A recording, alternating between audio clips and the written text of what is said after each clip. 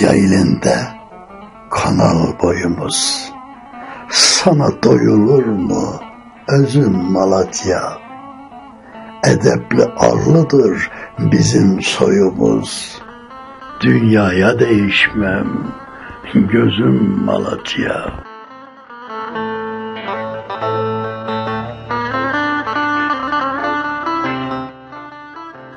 Töresine bağlı saygı yürekten, kusur etmez hemen yapar yerekten.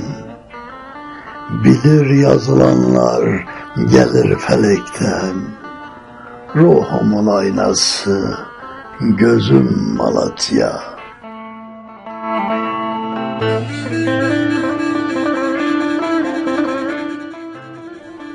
Gelecek umudum candan öte can, yürekten çıkmaz ki düşümde her an.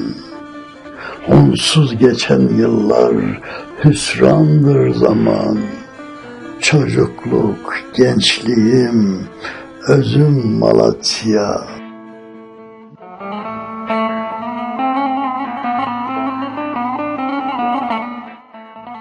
Bir açsanız yüreği neler var.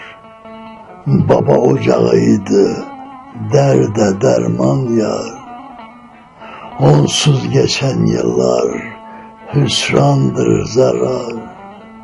Yürekten çıkmaz ki izin Malatya.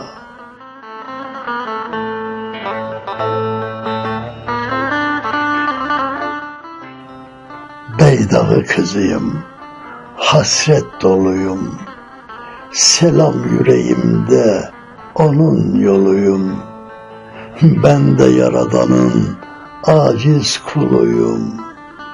Hasretin içimde, gözüm Malatya. Hasretin içimde, gözüm Malatya, Malatya.